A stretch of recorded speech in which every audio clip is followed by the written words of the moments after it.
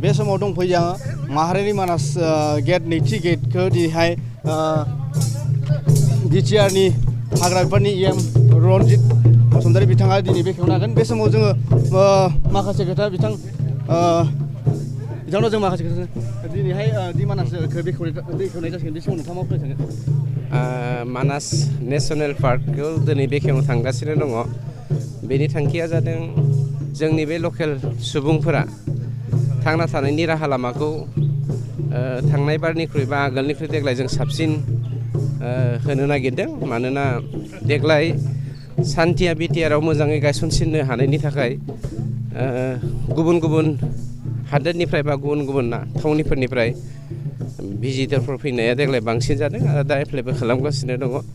ओंखायनो टुरिस्ट फारसे जोङो जोंनि बिटिआरआवहाय मोनसे इक'नमिक बेकबन खालामनो हायो नामा, बे थांखिजोंनो जोङो एसे गोख्रै खामानिखौ मावनो लादों। बिटिआर सरकारा हाग्रा मानास माहारिखौ माबायदिहाय रैखाथि होगोन? बिटिआर सरकारल'थ' नङा, बियो आगुनिफ्रायनो मानास नेसनेल पार्कनि साखाथि फाखाथि थानाय गासैबो हारि माहारि, स्पेसियेलि जोंनि बर' हारिफ्रा, बे हालामनि गासै जोंनि NGOफ्रा खौसेथि जानानै जोंनि नेसनेल पार्कखौ स्पेसियेलि मानासखौ थांना थानायनि थाखाय बा बोखांनायनि थाखाय मैखोम बिहोमा दङ। बे बेलायाव जोंनि सरकारा जास्ट सहायल' खालामनो हायो, खिन्थु सांग्रांथिया बे हालामनि मानसिफ्रा दङखाय जोंनि नेसनेल पार्कआ जे जुगामि पृथिबीया जोबजासे थाबाय थागोन, बेखौ जोंहा फोथायनाय दङ।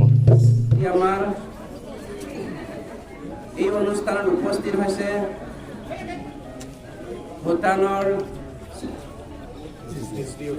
SDO সাহেব আৰু আমাৰ সকলো প্ৰিন্স এৰিয়াৰ সমাজকৰ্মী আৰু ফৰেষ্ট লাভাৰ ব্যক্তিসকল, লগতে আমাৰ সাংবাদিক বন্ধুসকল, এটা মেছেজ আমি পঠিয়াব লাগিব।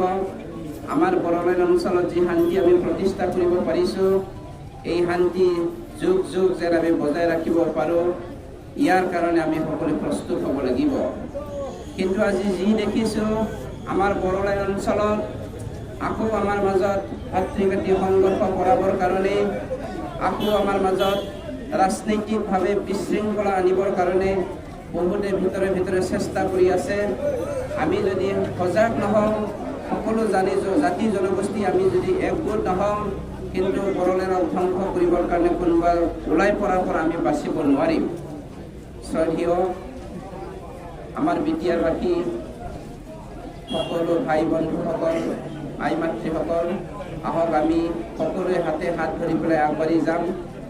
অকল মানাসৰ উন্নতি নহয়, আমাৰ বড়োলেণ্ড অঞ্চলৰ উন্নতি, সকলো জাতি জনজাতিৰ প্ৰগতিৰ কাৰণে আমি শান্তিৰে বসবাস কৰোঁ আৰু শান্তিৰে আগবাঢ়ি যাওঁ। ধন্যবাদ।